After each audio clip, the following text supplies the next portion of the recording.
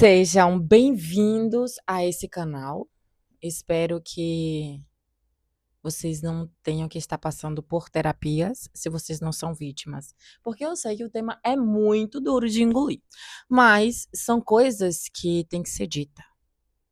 E sei que tem muitas pessoas que têm medo de dizer, de abrir a boca, porque muitas coisas podem acontecer realmente. Hoje vamos para mais um capítulo. Vou tentar trazer os vídeos sem colocar tanto a emoção, porque senão eu estaria fazendo o vídeo inteiro chorando. Ah, Lidiane, é porque você ainda tem traumas de ser cicatrizados, curados.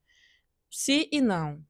Os traumas de um abuso sexual, traumas onde você não tem uma solução, certo? Nunca serão curados. Então, não se enganem com isso de que, fazendo terapia, a terapia te ajuda a lidar com esses traumas. Mas, assim, trauma é trauma. Um exemplo, se você tem um acidente, certo? De carro, você vai ter traumas? Às vezes você vai ter medo de dirigir, medo da velocidade, mas sabemos que se você faz terapia e vai tudo bem, a lo mejor você terá mais precaução, se você era o condutor ou tal, mas você não ficará com essas sequelas mentais, ou seja, porque você sabe que, na verdade, passou ou por culpa de outra pessoa, ou por culpa sua, porque se distraiu, porque dormiu, porque estava no telefone. Então, são coisas que podem mudar. Porém, um trauma de um abuso sexual é algo que você vai levar para sempre na sua vida, para sempre vai te causar dor. Porém, existem pessoas que tiveram apoios, ou seja, apoio da mãe, do pai, do familiar. Então, e principalmente as pessoas que não tiveram filhos, né? Ou seja, porque as pessoas que tiveram filho, ainda pior. Graças a Deus que nenhum dos meus casos de abuso eu tive filho dos meus abusadores. Mas, assim, pessoas que tiveram filho, para sempre, quando você olhar para o seu filho, você vai lembrar de como seu filho veio, certo? Então, assim, vamos tratar isso de uma maneira diferente, os abusos, os abusadores, as vítimas. Vamos tratar de uma maneira mais real, realista. Hoje eu vou falar, né, de o que passou na minha vida depois que eu contei para as pessoas, o que eu sofria dentro da minha casa. Esse dia eu tive que amadurecer 10 anos, 20 anos. Ou seja, tive que estar há 20 anos à frente da minha idade, que era 11 anos, porque ninguém acreditou em mim, minha mãe não acreditou em mim. Em realidade, a única pessoa que acreditou em mim foram 2 tias, em realidade, né. A que eu estava na casa, que estava na construção, e a que me criou quando pequena. E essa que eu estava na casa falou: "Não, ela não vai sair daqui, ela vai ficar aqui, porque o que vocês fizeram não é justo e tal". Porém, eu entendo essa tia, você tá vendo esse vídeo agora, seguro que você vai ver, e você saberá quem é, certo? Essa tia, nesse momento, me defendeu. Ela me protegeu e ela disse que eu não ia sair da casa dela, que ela ia me criar. E o que acontece? A minha genitora não permitiu. E por muito tempo ela ia ir para tentar me buscar e venha, venha, e eu não queria ir, eu não queria ir, porque eu sabia o que ia passar aí dentro dessa casa, sabe? Esse homem veio também, vamos, vamos, e eu não queria ir. Porque eu sabia que ela era muito apaixonada por ele e que ela sempre ia estar do lado dele. Porque em nenhum momento, como mãe, ela me chamou, filha, me conte o que aconteceu. Porque, gente, criança mente. Essa coisa de que criança sempre fala a verdade é mentira. Porque assim, se você perguntar a uma criança detalhes de um fato, de um acontecimento, né? E essa criança te contar com detalhe, porra, vamos ser realistas, gente.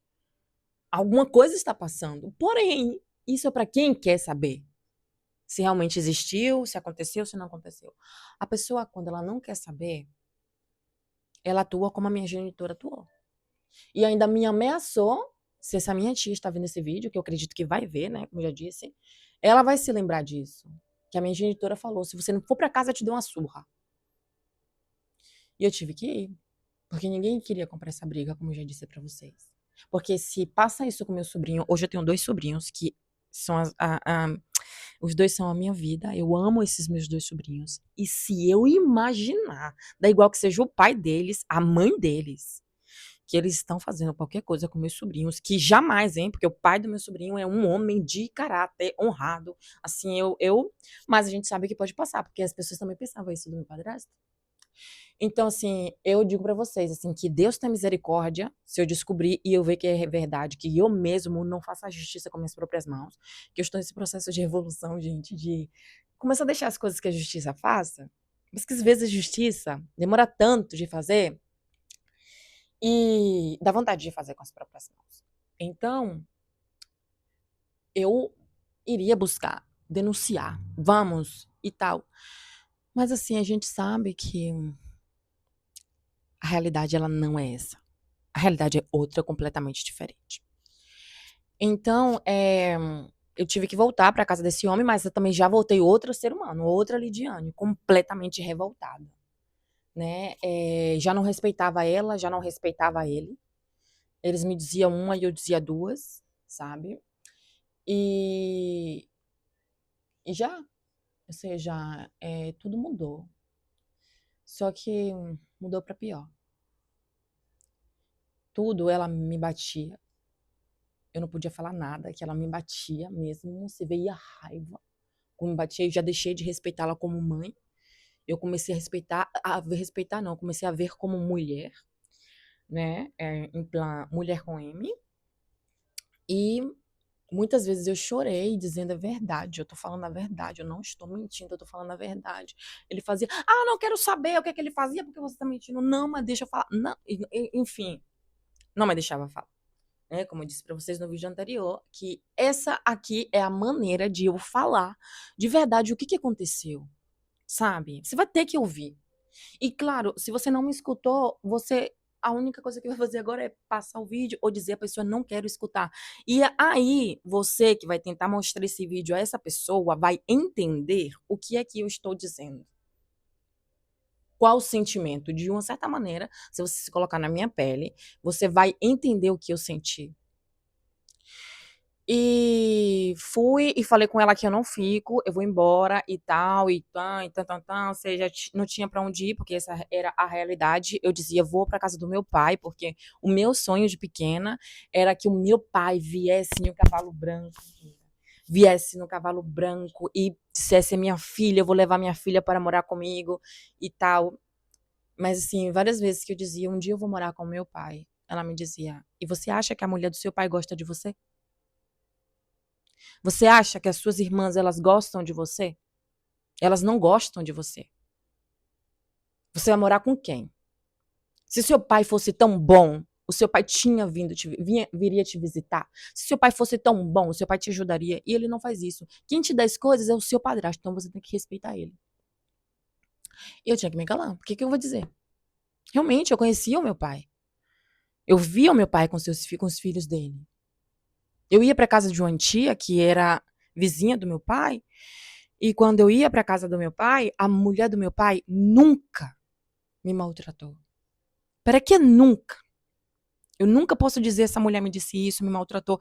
Eu lembro a comida que ela me dava quando eu ia para casa dela. Não era sempre, mas era salada de maionese com cebola ou com maçã e tal. E eu dizia, uau, eu gostaria de viver com meu pai. Só que havia coisas atrás em que eu não sabia que tinha passado. Certo? Que eu, em realidade, era filha... Porque o meu pai e a minha mãe eram amantes. Entende? E claro, eu me coloco no lugar hoje da mulher dele, da ex-mulher dele, e penso, Lidiane, se você fosse casada, tivesse filhos com um homem, esse homem vai se aventurar pela aí e traz uma mulher grávida. E logo em seguida, essa mulher também estava grávida, porque eu tenho hoje, ou seja, há uma pessoa, a filha do meu genitor, que tem a mesma idade que eu, somos como 6 meses de diferença. Então eu penso assim, como eu me sentiria? Eu ia aceitar? Dizer, não traz essa amante, senta aqui e vamos todos viver na mesma casa? Claro que não, eu ia ter raiva, entende? Então, assim, só quando você cresce, que você amadurece, que você passa, porque eu já fui amante também de homens. Já sacaneei mulheres. Eu não vou mentir pra vocês. E só depois que você é sacaneada, traída, ferida, é que você entende como dói. Então, eu dizia: tá certo, eu vou morar na rua e tal", essa rebeldia dos adolescentes e tal, e principalmente quando passa pelo que eu passei. E em realidade, né, quando você vai colocar na pele é outra, porque realmente pra onde eu vou? Vou pegar uma sacola, me sentar aqui embaixo de um viaduto e vou dormir aqui, principalmente sendo mulher? Então, não. Até que uma tia, essa minha tia que me criou quando eu era pequenininha, ela me levou pra morar com ela, que era no interior. E eu sempre dizia pra ela: "Tia, eu estou no céu. Tia, a senhora lembra de quantas vezes eu já te disse: 'Tia, eu tô no céu'. Tia, por que a senhora deixou que ela viesse me buscar e a senhora não me criou? A senhora lembra, tia, quantas vezes eu te disse isso? Quantas vezes eu". Mas independente, tampouco essa tia me perguntou o que tinha passado, sabe? Então, eu sempre tive que guardar isso pra mim e eu acreditava que eu tinha sido a culpada, porque eu era rebelde, porque eu já não obedecia minha mãe, porque eu já não obedecia meu padrasto, né, que nessa época eu chamava ainda de pai. E, em realidade, eu era como uma mendiga de afeto. Onde me desse afeto, eu estaria. Não é igual que fosse homem, mulher, velho, adulto, criança, eu estava em busca de afeto. Então, assim, eu conheci uma pessoa, meu primo, na verdade, né? Tive uma relação com esse primo, e, ou seja, nos queríamos muito. Uma prima nossa, que é professora, essa prima pode ser testemunha de quando esse meu primo foi embora, porque há uma parte da minha família que se envolve com família, ou seja, há primos que se casam com primos, meio-irmãos que se casam com meio-irmãos. Então, assim, é normal para nossa família, uma parte da família, família casar com família, certo? E, pois, eu conheci essa pessoa, então quando essa pessoa foi embora, deixou um vazio muito grande no meu coração, porque era com quem eu brigava muito, muito, mas era com quem eu dividia o meu tempo, era com quem me escutava, e a gente ia pra casa de um tio que já se foi, né, que era super alto, assim, no topo de uma montanha, a gente ficava lá em cima de umas palhas, deitado assim, conversando, falando besteira. Eu tinha, nessa época, meus 12, 13 anos, e eu me apaixonei, né, por esse homem, por essa pessoa que era bem mais velho que eu, tinha seus 22 anos já. E é isso, gente. Então, assim, quando ele foi embora, pois, eu sofri muito, eu chorava muito no colégio, até que essa minha prima, que é professora de português, eu não vou citar nomes, porque eu não quero envolver ninguém, mas é uma professora de português, você vai saber do interior. E ela, pois, disse: "Lide, uma semana fica em casa, porque não dá pra gente dar aula com você chorando todo o tempo". Você lembra quando esse menino foi morar em São Paulo e eu chorava muito? É porque eu queria afeto, sabe? Afeto, e eu não encontrava. Então, assim, eu encontrei, gente, uma carta dessa época, foi em 2007, eu escrevendo para minha genitora, coisas que me deixavam triste quando eu estava morando com essa minha tia, porque a minha genitora, ela não ajudava a minha tia financeiramente, para comprar minhas coisas e tal, e eu já era adolescente, né, já tinha minhas necessidades de adolescente. E então ela me dizia às vezes: "Ah, sua mãe te deixou aqui e não dá dinheiro, não ajuda com nada, já tenho meus filhos, já tenho minhas responsabilidades e tal". Isso me deixava muito triste. E eu pensava: "Será que eu posso trabalhar?". Então, começou a entrar na minha vida a vontade de trabalhar. Eu tenho que buscar um trabalho, eu tenho que buscar um trabalho. E foi aí que essa minha tia, ela me deixou voltar outra vez para Salvador com a minha genitora, e eu não queria. Mas eu sabia que eu tinha que ir, porque não tinha outra opção. Aí eu já tinha 14 anos de idade. A minha genitora, ela conseguiu um trabalho pra mim, né, de cuidar de uma criança. e uma criança cuidando de outra.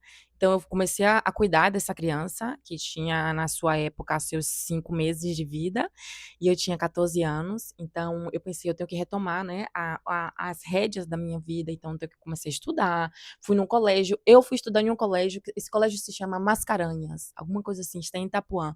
Eu, desse colégio inteiro, eu era a aluna mais nova. Seja, eu estudava à noite, que eu tive que exigir, implorar a diretora que me deixe, por favor, estudar. Eu necessito dessa oportunidade. Eu quero estudar. Eu sempre gostei de estudar, gente. Mas infelizmente a vida ela me mandou para outros rumos. E até que ela deixou eu estudar, tal. Então eu cuidava desse menino durante o dia e à noite eu ia para a escola, mas eu vivia nessa casa. Então trabalhei por uns meses, eu dava à minha genitora todo o dinheiro que eu ganhava, que era R$ 300 por mês. Então, assim, eu entregava todo o dinheiro para ela, que eu falava para ela: "Quando eu sair daqui, eu tenho um plano com esse dinheiro, né, eu quero pagar um curso, tal". E eu dava todo esse dinheiro para ela. E você, se está vendo esse vídeo, você sabe que é verdade, você sabe que eu não estou mentindo. E até o último dia de trabalho, quando eu saí daí, porque um dia eu estava trabalhando, né, estava aí, e esse marido dessa mulher, da minha chefa, ele trabalhava como caminhoneiro. Pra vocês verem, gente, como o abuso sexual tá metido em todas as casas, ou em muitas casas. E, esse homem chegava de 15 em 15 dias, né, e eu vi ele deitado no sofá. Gente, quando eu vi aquilo, eu comecei a tremer, porque, ele estava com o pênis pra fora da roupa. E eu comecei a tremer, eu falei: "Ai meu Deus, e agora, e agora?". Então eu tinha uma pessoa que pra mim era como uma super heroína, sabe, superwoman, que era uma tia, era a irmã do meu padrasto. E eu liguei pra ela nesse momento: "Minha tia, a senhora não sabe, tá passando isso, isso, isso". Ela: "Você vai sair daí agora". Ou seja, a gente é que eu sou muito expressiva, mas assim também vocês entram na história. E peguei, arrumei minhas coisas, no instante ela veio de carro e larguei o menino lá com o pai, né. E aí a mulher ligando: "Lidiane, venha, volte, desculpa, foi sem intenção, eu conversei com ele e tal, te garanto que isso não vai mais acontecer e tal, e tal, tal". E eu voltei para o trabalho e tal, mas eu fiquei, assim, pouco tempo, né, até quando eu fui pra casa dessa tia, né, ela: "Você quer morar aqui e tal?". "Ai, meu tio, esse é meu sonho", porque eu amava estar aí. Eu amava, por quê? Porque eu tinha paz. Eu podia brincar com minha prima, que era mais nova que eu, e tínhamos horários pra tudo, né, pra despertar, pra ir dormir, praticamente às vezes, porque também quando ela estava de férias, a gente passava a noite, assaltava a geladeira. Era assim, foi onde eu tive realmente infância, foi na casa dessa tia, quando eu ia pra lá. Então eu pensei: "Oh meu Deus, agora eu vou ter a oportunidade de realmente continuar estudando", porque eu continuava estudando à noite, vou ter a oportunidade de continuar estudando, vou viver bem, porque aí se vivia bem, me entende, porque essa tia era muito amorosa, muitas vezes escrevia cartinhas para ela dizendo como que eu amava ela, porque eu amava de verdade. Eu tinha ela como uma referência de mãe, de mulher, como eu queria ser, sabe. E é isso, então assim, eu vou cortar esse vídeo aqui, certo. Antes disso, quando eu voltei, né, pra Salvador, quando eu voltei pra casa da minha genitora, eu estava deitada, assim, tinha um sofá no quintal. Eu estava deitada nesse sofá e minha genitora estava sentada, normal, no sofá. Eu estava deitada com a cabeça na perna da minha genitora e estava com as minhas pernas na parte do encosto do sofá, ou seja, onde você encosta as costas, você estava com as pernas aqui e a cabeça deitada aqui, certo? E ela estava fazendo com um carinho no meu cabelo e tal. E chegou esse meu padrasto. É o monstro, a bestia. Chegou ele, Hitler. Por que você tá aí? Vamos, fulana, vá colocar minha comida, porque aí era assim, vá colocar minha comida, vá lavar minha roupa, vá pegar meu sapato, vá pegar minha toalha, vá pegar minha sunga. E se ele pedisse a cueca dele e ela não pegasse, ele saía nudo de dentro do banheiro, dá igual, certo? E, e ele disse pra ela assim: Gente, eu acho que de tudo que eu passei com esse homem, eu acho que a parte que mais me doeu e foi a parte em que eu entendi que essa batalha eu já tinha perdido, foi quando ele disse pra ela. Ele disse pra mim: "Fique puta, com esses pés pra cima, por isso que eu te comi e te como qualquer hora. E você, genitora, se você estiver escutando esse vídeo, vendo esse vídeo, você vai lembrar. No quintal, um dia que ele falou isso. E aí eu levantei, eu dei um salto e disse: "Tá vendo que eu te falei? Tá vendo que eu te disse? Tá vendo? Ele confessou com a própria boca. Ele tá falando". Ou seja, nesse momento, eu pensava que ela ia tomar uma atitude, porque se sou eu, gente, eu me conhecendo do jeito que eu me conheço, a sede de justiça que eu tenho, independente de qualquer coisa, não só pela situação que eu passei, por qualquer coisa, né? Gente, eu creio que quem estaria presa era eu, porque eu ia em cima dessa pessoa. E a única coisa que ela fez foi chorar e dizer: "Para, fulano, para de dizer essas coisas". E eu: "Tá vendo, eu disse que ele tinha feito, tá vendo, eu disse, ele falou com a própria boca, agora eu quero ver o que é que você vai fazer". E sabe o que ela fez? Nada, como sempre. E ela falou pra mim: "Não se preocupe, você vai ter um trabalho, você vai fazer sua vida".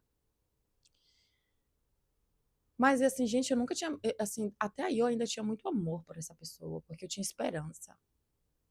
Eu tinha muita esperança de que ela fosse cair na real, sabe? E tomasse uma atitude. O meu sonho, quantas vezes eu já propus isso pra ela, era que ela pegasse os meninos e a gente fosse viver juntos. Alugasse uma casa, um barraco, em qualquer lugar e a gente fosse viver juntos. Passando fome, passando necessidade, dá igual, a gente ia sobreviver. Mas isso não aconteceu e desde aí, realmente, eu fui cada vez perdendo respeito pelos dois. Eu já deixei de chamar ele de pai e já está. Então, eu fui trabalhar na casa dessa mulher, fazendo meu dinheiro. Ah! E aí você vai me perguntar: e o dinheiro, Lidiane? O que que você fez com o dinheiro? Gente, ela deu pra ele o dinheiro. Todos os meses que eu trabalhei, ela entregou o dinheiro na mão dele. E um dia que eu tive que viajar com essa tia, que foi São João, né? É, eu perguntei pra ela: "Cadê meu dinheiro? Porque eu quero viajar", e minha tia disse que eu tenho que ajudar, né, ajudar no transporte, na tal e tal e tal. Também quero comprar roupa pra mim viajar e tudo. E ela disse: "É que eu emprestei o dinheiro a fulano de tal e ele gastou, e depois ele liga dizendo: 'Você quer quê? Você quer que dinheiro você quer? Eu te sustentei por toda a sua vida e agora você tá me pedindo dinheiro? Eu não vou te dar'". E nunca recebi esse dinheiro, sabe. Então são coisas, gente, são coisas. Antes, às vezes, quando você vê uma pessoa passando por alguma situação, ou quando você vê que uma pessoa se comporta de uma maneira, ao invés de julgar, de criticar, de querer pensar que você é perfeito, porque não há ninguém perfeito nesse mundo. Todos nós estamos passando por processo de evolução. Há uns que evoluem pouco, outros que não evoluem nada, outros que evoluem muito. Então, assim, seja mais evoluído, chame essa pessoa, converse, escute a pessoa. E não queira menosprezar ou diminuir a dor dessa pessoa, porque eu sempre digo, uma pessoa hoje, se você me manda carregar 100 quilos, eu não posso, para mim é como tá louco, eu não consigo. Mas se você manda uma pessoa que treina há não sei quantos anos, carregar 100 quilos, a lo mejor essa pessoa carrega 100 quilos como se fosse isso aqui, entende? Então, assim, cada dor é uma dor. Hoje, se eu correr, cair, ralar o joelho, eu vou dizer que merda, ou seja, me ralei e tal, e limpar e dizer, oxe, que a puta que arde um pouquinho. Mas se uma criança cair e ralar o joelho, pra ela é um mundo. Ela sente muita dor, entende? Então, assim, não querer diminuir a dor dos outros. Cada um sabe onde dói, sabe? E esse é mais um capítulo da minha história. Agora, no nosso próximo vídeo, para que vocês estejam cientes do que vem no próximo vídeo, eu vou contar sobre o meu segundo abuso sexual.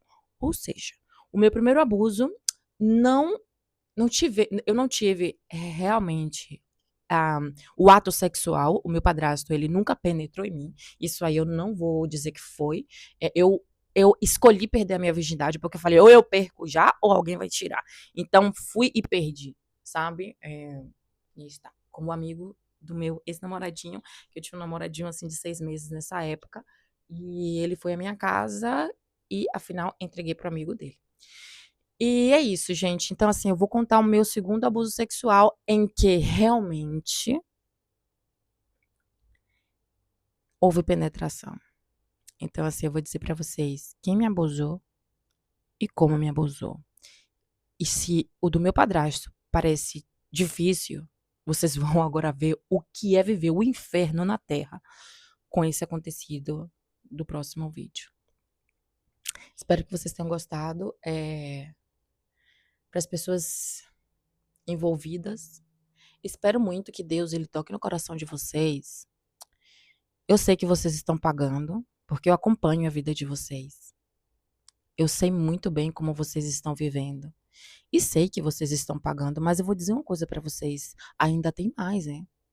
Vocês vão pagar muito mais, porque isso não acaba aqui. E eu peço a Deus, eu não desejo o mal, mas eu desejo que cada um pague pelos seus atos, porque senão a justiça ela não vai ter um fundamento, né, na verdade. Então assim, eu desejo que quando você estiver passando por uma situação difícil, você coloque a mão na sua consciência e pense: "Eu estou passando porque eu fiz isso, isso e isso". E o meu padrasto, além de abusar de mim, ele abusou também da sobrinha dele, ele abusou de outras mulheres, ele tentou abusar contra as mulheres, ele é um monstro, na verdade. E esse daí eu sei que vai pagar sim ou sim. Esse ainda não está pagando não, mas esse vai pagar sim ou sim, porque eu creio muito na justiça de Deus, mas também creio muito na justiça dos homens. E se você fez isso comigo e com outras crianças, você um dia vai fazer com uma pessoa que essa pessoa não vai ter pena, certo? E é isso. E espero que um dia eu possa ser um alicerce para essas pessoas que estão sofrendo, para você que está sofrendo. E eu vou lutar. Eu tô lutando, gente. Eu tô lutando com todas as minhas forças para ter dinheiro suficiente para fazer com que esse projeto vá à frente. E já comecei e sei que não é fácil, não está sendo fácil. Tem muita burocracia envolvida, principalmente por um tema tão complicado, tão sensível. Mas eu não vou parar, tá? Eu vou lutar. Eu vou lutar até o meu último dia de vida. Eu não vou desistir. E é isso.